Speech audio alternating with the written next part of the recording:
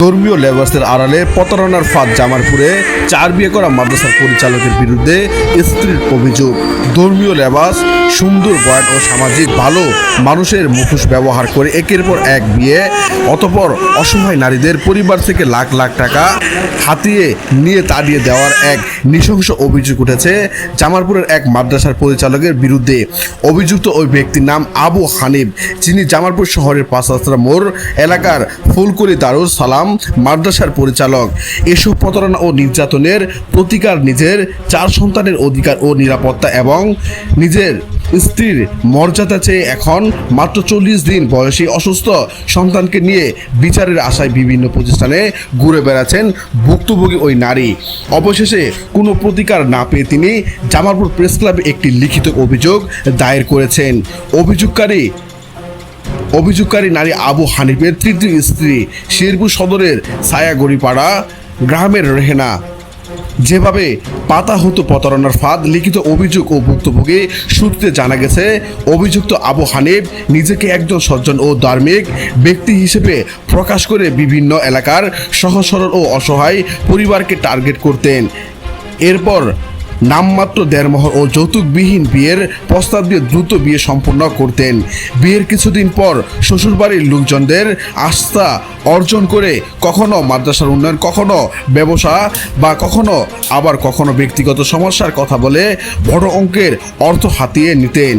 ভুক্তভোগী রেহেনা জানান তার ক্ষেত্রেও একই ঘটনা ঘটেছে। মেয়ের সংসার টিকিয়ে রাখার আশায় রেহেনার পরিবার নিজেদের গাছ ও জমি বিক্রি করে এবং মানুষের কাছ থেকে ঋণ নিয়ে বিভিন্ন সময় আবু হানিফকে বিপুল পরিমাণ অর্থ ও আসবাবপত্র প্রদান করে। কিন্তু এত কিছুর পরও রেহেনা ও তার সন্তানদের ভাগ্যে জুটেছে অমানবিক নির্যাতন। গর্ভবতী অবস্থায় তাড়িয়ে দেওয়ার অভিযোগ। বর্তমানে তাদের সংসারে 4টি সন্তান রয়েছে। এর মধ্যে বড় সন্তান 7 বছর, দ্বিতীয় ও তৃতীয় সন্তান যমজ এবং চতুর্থ সন্তানের বয়স মাত্র 40 দিন। রেহেনা অভিযোগ করেন চতুর্থ সন্তানটি গর্ভে থাকা অবস্থায় আবু হানিফ তাকে বাড়ি থেকে তাড়িয়ে দেন এবং কোনো প্রকার চিকিৎসা খরচ ও ভরণ পোষণ বন্ধ করে দেন।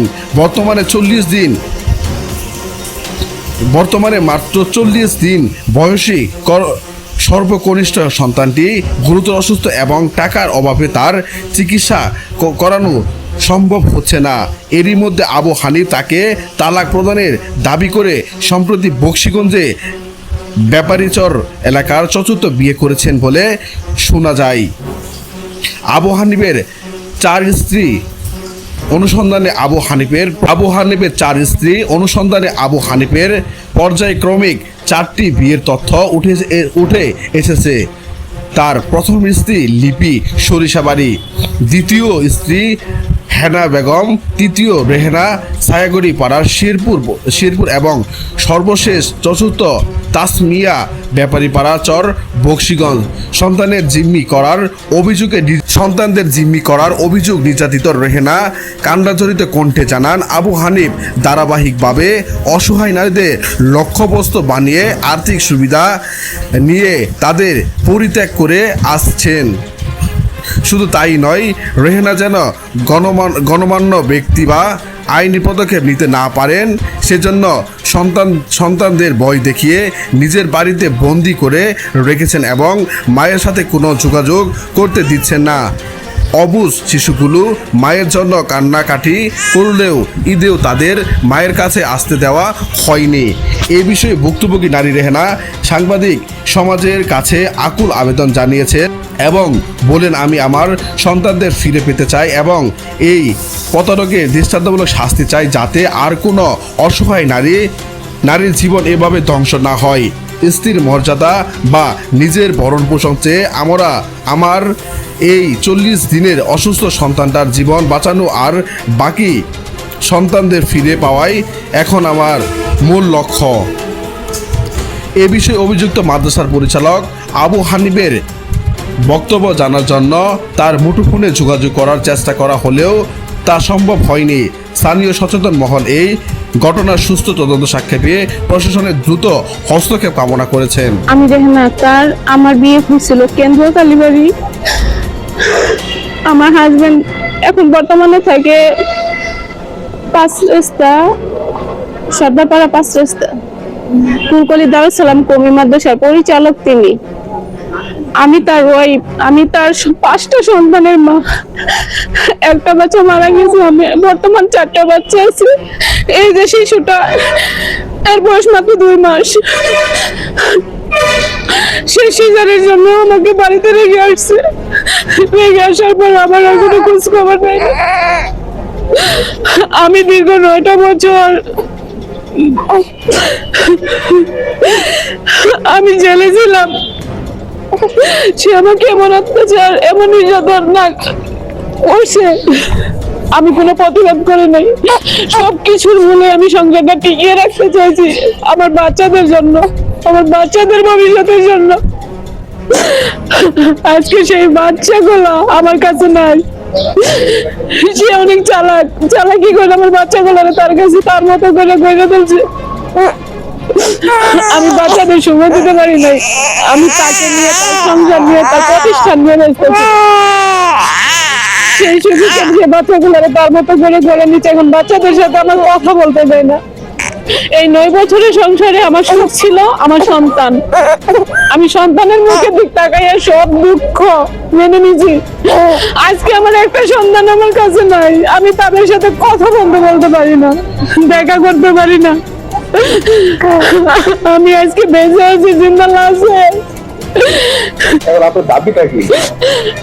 আমি প্রথমে আমার হাজবেন্ডের চাচাদের বাড়িতে গেছি বিচারের জন্য। তারা বলছে আমি পারবো না, আমরা কেউ পারবো না, তারা আমার কথা শুনে না, তুমি অন্য কোথাও অন্য কোনো ব্যবস্থা করো। আমি ইউনিয়ন পরিষদে গেছি, কোথাও কোনো বিচার পাইনি। সে কোনো বিচারে আসে না, কোনো মীমাংসায় আসে না। আমি ইসলামিক ফাউন্ডেশনে বিচারে গেছি। তো আমি একটা মাস যাবত দাঁড়ে দাঁড়ে করতেছি একটা বিচারের জন্য। পরে আমি প্রেস ক্লাবে একটা বিচার অভিযোগ দিয়েছি।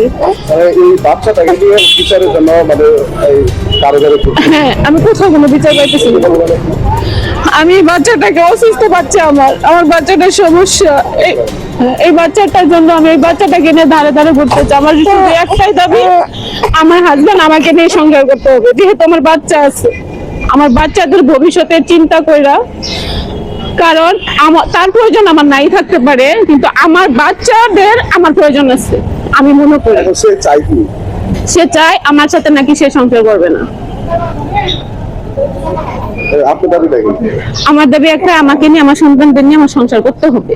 এটাই আমার দাবি। কেন আমার 4টা বাচ্চা, একটা বাচ্চা না, 2টা বাচ্চা না। হ্যাঁ, আমাকে প্রতিনিয়ত নির্যাতন করতো। নির্যাতনের প্রত্যেকটা নির্যাতনের প্রমাণ আছে আমার শরীরে।